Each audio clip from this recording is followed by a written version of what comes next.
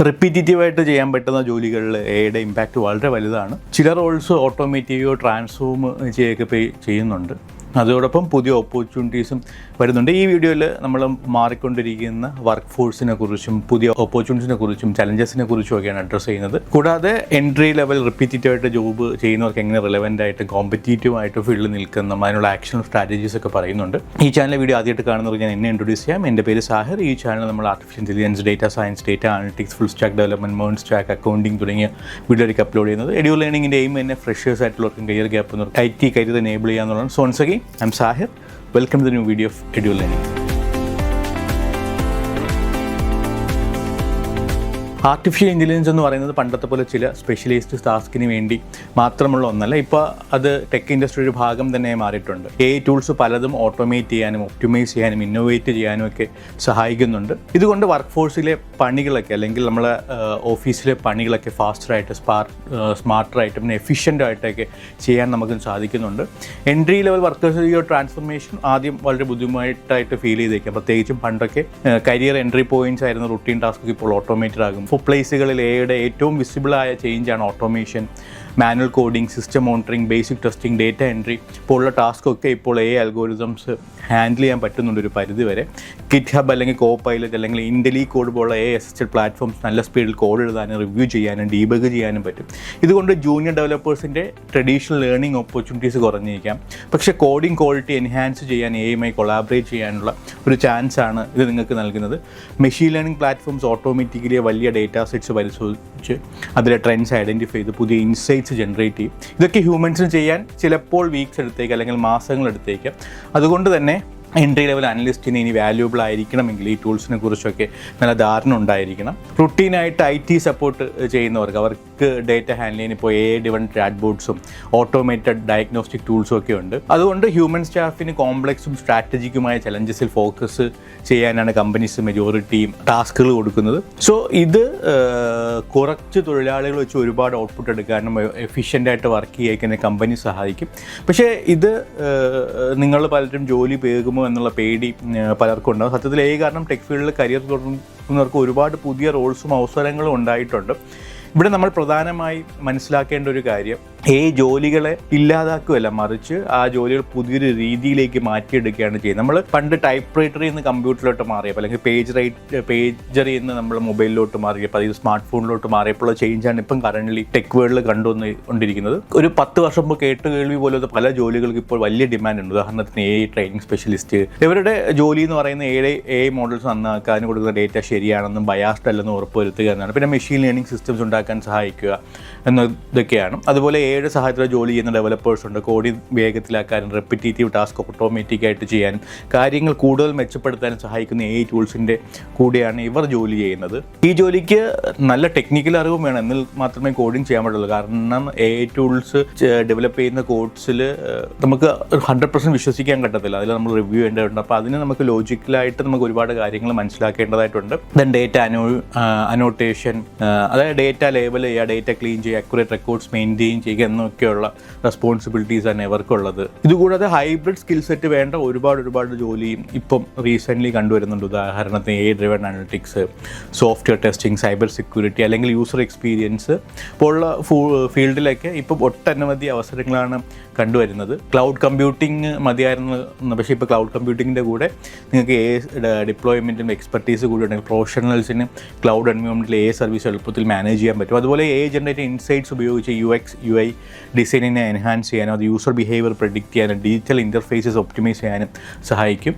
So നിങ്ങൾ എന്ത് ജോലി തന്നെയായും അതിൻ്റെ കൂടെ AI കോമ്പറ്റൻസ് കൂടി ബ്ലെൻഡ് ചെയ്താൽ എൻട്രി ലെവലിന് പ്രൊഫഷണൽസിന് അവരുടെ കരിയർ എപ്പോഴും റെലവൻ്റ് ആയിട്ട് നിലനിൽക്കാനും നല്ല കരിയർ ഗ്രോത്ത് നേടാനും സാധിക്കുന്നതാണ്.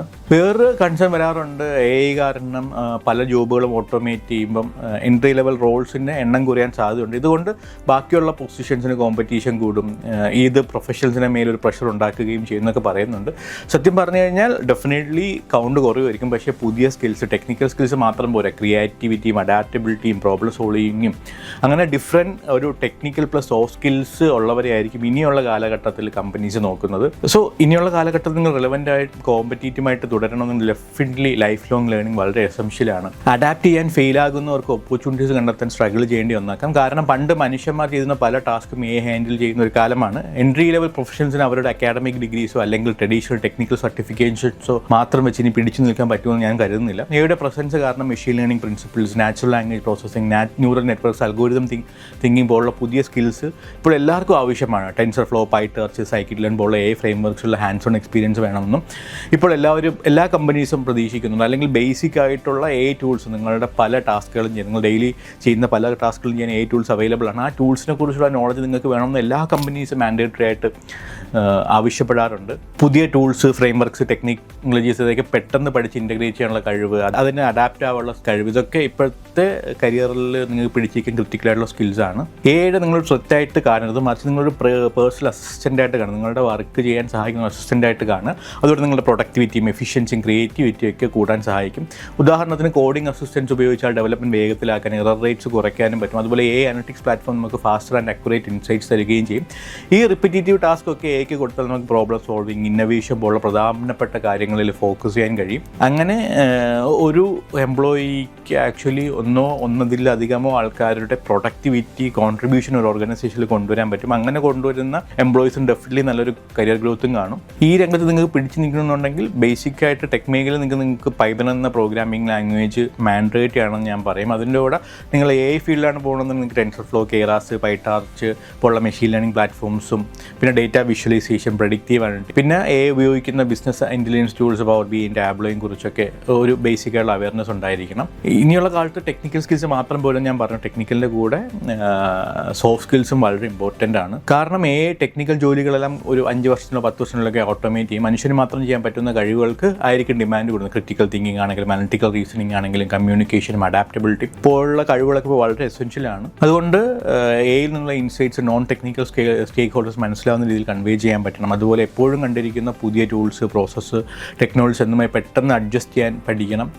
കമ്പനി ചിലപ്പം ഇന്നുള്ള ടൂളായിരിക്കും നാളെ ഉപയോഗിക്കുന്നത്. കാരണം ടൂൾസ് ദിനം പ്രതി ഓരോ പുതിയ ടൂൾസ്, പുതിയ അഡ്വാൻസ്മെൻ്റ് ആയിട്ട് വന്നുകൊണ്ടിരിക്കുകയാണ്. പഴയ ടെക്നിക്കൽ റെസ്പോൺസിബിലിറ്റീസിന് കൂടെ ഡ്രിവൺ ടാസ്കും ഇപ്പോൾ ചേർന്നുള്ള ഹൈബ്രിഡ് റോൾ ഇപ്പോൾ കൂടുതൽ കോമൺ ആയി വരുന്നുണ്ട്. Assisted cyber security analyst threat monitor ചെയ്യുകയും ഓട്ടോമേറ്റഡ് ഡിഫൻസസ് ഡിപ്ലോയ് ചെയ്യുകയും ചെയ്യുന്നു. അതേസമയം ഡേറ്റ എഞ്ചിനീയേഴ്സ് മെഷീൻ ലേണിംഗ് മോഡൽസിന് വേണ്ട ഡേറ്റ ഫീഡ് ചെയ്യുന്ന പൈപ്പ് ലൈൻസ് മാനേജ് ചെയ്യും. സോഫ്റ്റ്വെയർ ടെസ്റ്റേഴ്സ് ആണെങ്കിൽ കോഡിൻ്റെ ക്വാളിറ്റി കൂട്ടാൻ powered quality assurance platform leverage ചെയ്യുകയും ചെയ്യുന്നു. ഈ ഡ്രിവൺ മാർക്കറ്റിൽ ഇത്തരം ഹൈബ്രിഡ് റോൾസിൽ ഒരു ജോലി കണ്ട് നല്ല സെക്യൂരിറ്റിയും ഗ്രോത്ത് ഓപ്പർച്യൂണിറ്റീസും നിങ്ങൾക്ക് നൽകും. കാരണം കമ്പനീസിന് എപ്പോഴും 2-3 പേർക്ക് കൊടുക്കുന്ന സാലറി ഒരാൾക്ക് കൊടുത്താൽ മതി. അത് പീപ്പിൾ മാനേജ്മെൻറ്റ് കുറയ്ക്കും, കമ്പനിയുടെ മാനേജ്മെൻറ്റ് ഹെഡേക്ക് ഒരുപാട് കുറയ്ക്കും. സോ നിങ്ങൾ ഈ സ്കിൽ എത്രയും പെട്ടെന്ന് നേടാൻ വേണ്ടി ശ്രമിക്കുക. സോഫ്റ്റ്വെയർ ഫീൽഡിലോ അല്ലെങ്കിൽ ടെക് ഫീൽഡിലോ മാത്രമല്ല, എല്ലാ ഫീൽഡിലും ഇമ്പാക്റ്റ് കൊണ്ടുവരുന്നുണ്ട്. സോഫ്റ്റ്വെയർ ഡെവലപ്മെൻറ്റ് കാര്യങ്ങൾ എപ്പോഴും റിപ്പീറ്റീവ് ടാസ്ക് ചെയ്യുന്ന ജൂനിയർ കോഡർമാരുടെ ആവശ്യം ഇനിയിപ്പോൾ കുറവായിട്ട് വരും. കാരണം ആ പണികളൊക്കെ ഇപ്പോൾ ചെയ്തേക്കാം. പക്ഷേ ഹെൽപ്പ് ചെയ്യുന്ന കോഡിംഗ് ടൂൾസ് ഉള്ളതുകൊണ്ട് ഡെവലപ്പർമാർക്ക് ഇപ്പോൾ ശരിക്കും കോഡിൻ്റെ ലോജിക്ക് ചിന്തിക്കേണ്ട ആവശ്യം വരുന്നില്ല. അവർക്ക് കൂടുതൽ പ്രോബ്ലം സോൾവിങ്ങിലേക്കും ഡിസൈനിങ്ങിലേക്കും യൂസർ എക്സ്പീരിയൻസിലേക്ക് ശ്രദ്ധിക്കാൻ പറ്റുന്നുണ്ട്. ഇനി കസ്റ്റമർ സപ്പോർട്ടിൻ്റെ കാര്യം എടുത്ത് സാധാരണ സംശയങ്ങൾക്കൊക്കെ മറുപടി പറയാൻ ചാറ്റ് ബോട്ടുകളും ഓട്ടോമേറ്റഡ് ഡയഗ്നോസ്റ്റിക് ടൂൾസും ഒക്കെ ഉണ്ട്. അതുകൊണ്ട് അവിടുത്തെ ഹ്യൂമൻ സ്റ്റാഫിന് കൂടുതൽ കോംപ്ലക്സ് ആയ troubleshooting, cyber security, system optimisation പോലുള്ള കാര്യങ്ങൾ ശ്രദ്ധിക്കാൻ സമയം കിട്ടും. സോ ഡേറ്റ അനലിസ്റ്റ് ആണെങ്കിൽ ഡേറ്റ ഒരു പരിധിവരെയൊക്കെ ക്ലീൻ ചെയ്യാനും അനലൈസ് ചെയ്യാനൊക്കെ കുഞ്ഞു ടൈപ്പ് ഓഫ് ഡേറ്റയൊക്കെ ആണെങ്കിൽ ഡേറ്റ അനലിറ്റിക്സ് ടൂൾസുകൾ ഇപ്പോൾ അവൈലബിൾ ആണ്. അപ്പം ഒരു ഡേറ്റ അനലിസ്റ്റ് ജോബ് റോൾ എന്ന് പറഞ്ഞാൽ ഈ ടൂൾസ് ഡെവലപ്പ് ചെയ്യുന്നത് എന്താണെന്ന് മനസ്സിലാക്കി അതിന് ആക്ഷനബിൾ ഇൻസൈറ്റ്സ് ഉണ്ടാക്കുകയും കമ്പനീസിൽ ഇമ്പാക്റ്റ് ഉണ്ടാക്കാം, റിസൾട്ട് ശരിയാണോ എന്ന് വാലിഡേറ്റ് ചെയ്യുകയാണ് വേണ്ടത്. UX അല്ലെങ്കിൽ ഡിജിറ്റൽ മാർക്കറ്റിംഗ്, കോണ്ടന്റ് ക്രിയേഷൻ പോലുള്ള ക്രിയേറ്റീവ് ടെക് റോളുകൾക്കും പ്രഡിക്റ്റീവ് ഇൻസൈറ്റ്സ് കൊണ്ട് ഗുണമുണ്ട്. മനുഷ്യരുടെ ക്രിയേറ്റിവിറ്റിയും ഡേറ്റ ഡ്രിവൺ ഇൻ്റലിജൻസും ഒരുമിച്ച് നെക്സ്റ്റ് ജനറേഷൻ ഡിജിറ്റൽ എക്സ്പീരിയൻസ് ഉണ്ടാക്കാൻ ഇത് സഹായിക്കുന്നുണ്ട്. ഇമ്പാക്റ്റ് നോൺ ടെക് ഫീൽഡിൽ നിന്നുണ്ട്. മാർക്കറ്റിംഗ് ആണെങ്കിലും ഹ്യൂമൻ റിസോഴ്സ് ആണെങ്കിലും ഫൈനാൻസ് ആണെങ്കിലും കസ്റ്റമർ സപ്പോർട്ട് ആണെങ്കിലും ഓപ്പറേഷൻസ് പോലുള്ള ടെക്നിക്കൽ അല്ലാത്ത തുടക്ക ജോലികളുണ്ടല്ലോ, അതിലും ഇപ്പോൾ വലിയ മാറ്റങ്ങൾ വന്നുകൊണ്ടിരിക്കുകയാണ്. അതുകൊണ്ട് ജോലി തുടങ്ങി വരുന്ന പുതിയ ആളുകൾക്ക് കാരണം ഈ റോൾസിലേക്ക് എന്ത് മാറ്റമാണ് വരുന്നതെന്ന് മനസ്സിലാക്കുന്നത് ഭയങ്കരമായിട്ട് ഹെൽപ്പ് ചെയ്യും. ഇപ്പോൾ മാർക്കറ്റിംഗ് ഫീൽഡിൽ ക്യാമ്പയിൻസ് മെച്ചപ്പെടുത്താനും സോഷ്യൽ മീഡിയ പോസ്റ്റ് ഷെഡ്യൂൾ ചെയ്യാനും അതിൻ്റെയൊക്കെ പെർഫോമൻസ് എങ്ങനെയുണ്ടെന്ന് നോക്കാനുമൊക്കെ ടൂൾസ് വളരെ ഇമ്പോർട്ടൻ്റ് ആണ്. മാർക്കറ്റിങ്ങിന് വേണ്ടിയിട്ടുള്ള ഇമെയിൽസ് ഉണ്ടാക്കുക, കീവേഡ് റിസർച്ച് ചെയ്യുക, കസ്റ്റമേഴ്സ് എങ്ങനെയാണ് ഓരോ ക്യാമ്പയിനും അല്ലെങ്കിൽ അല്ലെങ്കിൽ ഓരോ ആക്ടിവിറ്റിക്കും റെസ്പോണ്ട് ചെയ്യുന്നതെന്നുള്ളത് ട്രാക്ക് ചെയ്യുക. ഇപ്പോൾ ഇതൊക്കെ നമുക്ക് ഓട്ടോമാറ്റിക്കായിട്ട് ചെയ്യാൻ പറ്റുന്ന പല ടൂൾസും ഉണ്ട്. എങ്കിലും ഇത് ചെയ്യുന്നതുകൊണ്ട് മാർക്കറ്റിംഗ് ചെയ്യുന്ന ആളുകളുടെ ആവശ്യം കുറയുന്നില്ല. പകരം അവർ ശ്രദ്ധിക്കേണ്ട കാര്യങ്ങളങ്ങ് മാറുന്നു മൊത്തം. ജോലിക്ക് കയറുന്ന പുതിയ മാർക്കറ്റിംഗ് ആളുകൾ ഇപ്പോൾ ചെയ്യേണ്ടത് ഏതിരുന്ന ഡേറ്റയും റിപ്പോർട്ടൊക്കെ നോക്കി മനസ്സിലാക്കുക, ആളുകളുടെ സൈക്കോളജി മനസ്സിലാക്കുക, എന്നിട്ട് അതൊക്കെ വെച്ച് ഓരോരുത്തർക്കും ചേർന്ന രീതിയിൽ ക്യാമ്പയിൻസ് ഉണ്ടാക്കുക എന്നതാണ്. കാരണം ക്രിയേറ്റീവായിട്ട് ചിന്തിക്കാനും ഒരു ഡിസിഷൻസ് എടുക്കാനും out of the box decision എടുക്കാനും മറ്റുള്ളവരുടെ ഇമോഷൻസ് മനസ്സിലാക്കാനും നല്ല രീതിയിൽ ഒരു കഥ പറയാനുമുള്ള കഴിവ് മനുഷ്യർക്ക് മാത്രമുള്ള ഒന്നാണ്. അതെപ്പോഴും ആവശ്യം വരും. ഇനിയിപ്പം ഹ്യൂമൻ റിസോഴ്സ് എടുക്കാമെന്ന് വെച്ച് കഴിഞ്ഞാൽ ആർട്ടിഫിഷ്യൽ ഇൻ്റലിജൻസ് ഉപയോഗിച്ചിട്ടുള്ള റിക്രൂട്ട്മെൻറ്റ് പ്ലാറ്റ്ഫോംസ് റെസ്യൂംസ് ഓട്ടോമാറ്റിക്കായി സ്കാൻ ചെയ്യാനും ഒരു ജോലിക്ക് ചേർന്ന ആൾക്കാരെ കണ്ടുപിടിക്കാനും പഴയ ഡേറ്റ വെച്ച് ഒരു എംപ്ലോയിയുടെ പെർഫോമൻസ് എങ്ങനെയായിരിക്കും എന്ന് അവർ പ്രഡിക്റ്റ് ചെയ്യാൻ സഹായിക്കുന്നുണ്ട്. ഈ ഓട്ടോമേഷൻ കാരണം വെറുതെയുള്ള പേപ്പർ വർക്ക് ഒരുപാട് കുറയും. നേരത്തെ ഒരു 10 HR ചെയ്യേണ്ട ജോലി 2-3 HRs കൊണ്ട് ചെയ്യാൻ ഇപ്പോൾ സാധിക്കുന്നതാണ്. പക്ഷേ അതോടൊപ്പം HR പുതിയ ജോലിക്ക് കയറുന്നവരുടെ റോളും മാറുന്നുണ്ട്. പണ്ടത്തെ റെസ്യൂംസ് ഓരോന്നായി നോക്കിയിരിക്കുന്നതിന് പകരം അവർക്കിപ്പോൾ കൂടുതൽ ശ്രദ്ധിക്കേണ്ടത് employee engagement, diversity and inclusion, employee experience എന്നുള്ള കാര്യങ്ങളിലേക്കാണ്. അതിൻ്റെ കൂടെ വർക്ക് പ്ലേസിൽ ഒരു എംപ്ലോയി ഹാർമണി കൊണ്ടുവരുന്നുണ്ടെന്നും അവർക്ക് എഫിഷ്യൻ്റുള്ള ട്രെയിനിങ് കിട്ടുന്നെന്നും നല്ല കമ്മ്യൂണിക്കേഷൻ സ്കില്ലൊക്കെ ഉണ്ടെങ്കിൽ മാത്രം ഇനിയുള്ള കാലത്ത് HRകൾക്ക് ഫീൽഡിൽ പിടിച്ചിരിക്കാൻ പറ്റത്തുള്ളൂ. ഫൈനാൻസ് രംഗത്ത് AI ഒരുപാട് മാറ്റങ്ങൾ കൊണ്ടുവരുന്നുണ്ട്. AI അൽഗോരിതംസ് വലിയ ഫൈനാൻഷ്യൽ ഡേറ്റാസ് വെച്ച് നിമിഷ നേരം കൊണ്ട് പരീക്ഷിച്ച് ഫ്രോഡ് കണ്ടുപിടിക്കുകയും എവിടെ നിക്ഷേപിക്കണം എന്നതിനെക്കുറിച്ചുള്ള മികച്ച ഇൻവെസ്റ്റ്മെൻറ്റ് ഡിസിഷൻസും എടുക്കുകയും ചെയ്യും. ഇതുകൊണ്ട് ഫൈനാൻസ് രംഗത്ത് തുടക്കക്കാരായ പ്രൊഫഷൻസിന് സ്പ്രെഡ്ഷീറ്റിൽ ഇരുന്ന് കണക്ക് കൂട്ടുന്ന പണികൾ കുറയും. പകരം അവർ കൂടുതൽ ശ്രദ്ധിക്കേണ്ടത് ക്രിട്ടിക്കലായിട്ട് ചിന്തിക്കാനും കയ്യിലുള്ള ഡേറ്റ ശരിയായി മനസ്സിലാക്കാനും റിസ്ക് വിലയിരുത്താനുമൊക്കെയാണ്. പറഞ്ഞു വരുന്നത് എന്ത് ലെവൽ ഓഫ് എൻട്രി ജോബ് ആണെങ്കിലും AI-കുറിച്ചുള്ള അറിവ് ഒരു കോർ റിക്വയർമെൻറ്റായി മാറിക്കൊണ്ടിരിക്കുകയാണ്. AI കാരണം ഒരുപാട് ട്രാൻസ്ഫോമായ ഒന്നാണ് കസ്റ്റമർ സർവീസ്. 24/7 നമ്മുടെ റുട്ടീൻ ഇൻക്വയറീസ് ഹാൻഡിൽ ചെയ്യാൻ ഇപ്പോൾ AI ചാറ്റ് ബോട്ട്സും വിർച്വൽ അസിസ്റ്റൻറ്റും ഉണ്ട്. ഇത് റിപ്പീറ്റേറ്റീവ് സപ്പോർട്ട് ടാസ്ക് കുറയ്ക്കുമെങ്കിൽ ഹ്യൂമൻ റോളിൻ്റെ പ്രാധാന്യം കൂട്ടുകയാണ് ചെയ്യുന്നത്. എൻട്രി ലെവൽ റെപ്രസെൻറ്റേറ്റീവ്സ് ഇപ്പോൾ ഹാൻഡിൽ ചെയ്യുന്നത് കൂടുതൽ കോംപ്ലക്സും ഇമോഷണലി ന്യൂആൻസ്ഡുമായ കസ്റ്റമർ ഇൻട്രാക്ഷൻസ് ആണ്. Empathy, patience, customer problem solving ഒക്കെ ആവശ്യമായ സ്കില്ലാണ്. AI സിസ്റ്റംസിനെ ഹാൻഡിൽ ചെയ്യാൻ ബുദ്ധിമുട്ടുള്ള സെൻസിറ്റീവ് ഇഷ്യൂസ് എഫിഷ്യറ്റീവായി കമ്മ്യൂണിക്കേറ്റ് നാവിഗേറ്റ് ചെയ്യാൻ കഴിവുള്ളവരുടെ പ്രൊഫഷണൽ വാല്യൂ ഷിഫ്റ്റ് എൻഹാൻസ് ചെയ്യുന്നു. ഓപ്പറേഷൻസും അഡ്മിനിസ്ട്രേഷൻസും പോലും ഇതിൽ നിന്നും വ്യത്യാസം വരുന്നില്ല. AI based schedulings, workflow management, inventory tracking tools എന്നിവയൊക്കെ പണ്ട് ഫുൾ ടൈം കോർഡിനേഷന് ആവശ്യമായിരുന്ന കാര്യങ്ങൾ ഇപ്പോൾ ഓട്ടോമേറ്റ് ചെയ്യാൻ സാധിക്കുന്നതാണ്. പല സ്ഥലത്തിരുന്നിട്ട് പല കാര്യങ്ങളും റിമോട്ടായിട്ട് ലോകത്തിൻ്റെ പല സ്ഥലത്തും ആൾക്കാർക്ക് ഈ കാര്യങ്ങൾ കോർഡിനേറ്റ് ചെയ്യാൻ പറ്റുന്ന സാഹചര്യം വന്നിട്ടുണ്ട്. ഞാൻ നേരത്തെ പറഞ്ഞ എല്ലാ കാര്യത്തിലും നമുക്ക് ഒരു കാര്യം വളരെ ക്ലിയറാണ്. AI ടെക്നിക്കൽ റോൾസും നോൺ ടെക്നിക്കൽ റോൾസും ഒന്നും എലിമിനേറ്റ് ചെയ്യുന്നില്ല, പകരം അവയെ ട്രാൻസ്ഫോം ചെയ്യുകയാണ് ചെയ്യുന്നത്.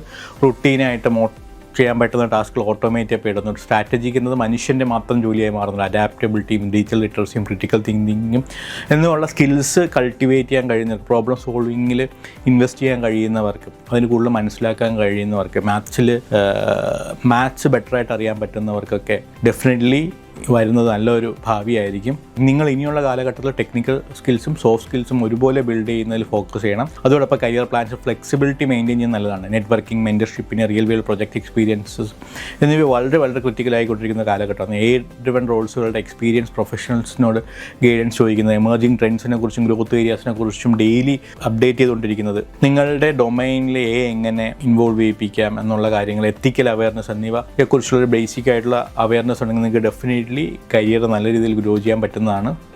എനിക്ക് ഇവിടെ അവസാനമായിട്ട് പറയാനുള്ളതെന്ന് പറഞ്ഞു കഴിഞ്ഞാൽ, നിങ്ങൾ എത്രയും പെട്ടെന്ന് AI ടൂൾസിനെ കുറിച്ച് പഠിച്ചു തുടങ്ങുക. AI പല റോൾസും ട്രാൻസ്ഫോം ചെയ്യപ്പെടുന്നുണ്ട്. എന്നിരുന്നാലും പുതുതായിട്ട് കാര്യങ്ങൾ പഠിക്കാൻ കഴിവുള്ളവർക്ക് സോഫ്റ്റ് സ്കിൽസിൽ നല്ലപോലെ ഇൻവെസ്റ്റ് ചെയ്യാൻ, സോഫ്റ്റ് സ്കിൽസ് ഉള്ളവർക്ക് അല്ലെങ്കിൽ സോഫ്റ്റ് സ്കിൽസിൽ നിങ്ങൾ കുറച്ചുകൂടെ അധികം പ്രാധാന്യം കൊടുക്കുക. അങ്ങനെയുണ്ടെങ്കിൽ നിങ്ങൾക്ക് ഡെഫിനറ്റ്ലി ഇനി വരുന്ന ഒരു 20 വർഷം 25 വർഷത്തെ കാലത്ത് കരിയറിൽ ഒന്നും പേടിക്കേണ്ടി വരത്തില്ല. ഈ വീഡിയോ വളരെ ഹെൽപ്ഫുൾ ആയെന്ന് വിശ്വസിക്കുന്നു. ഇതുപോലത്തെ വീഡിയോക്ക് ചാനൽ സബ്സ്ക്രൈബ് ചെയ്യുക. Thank you.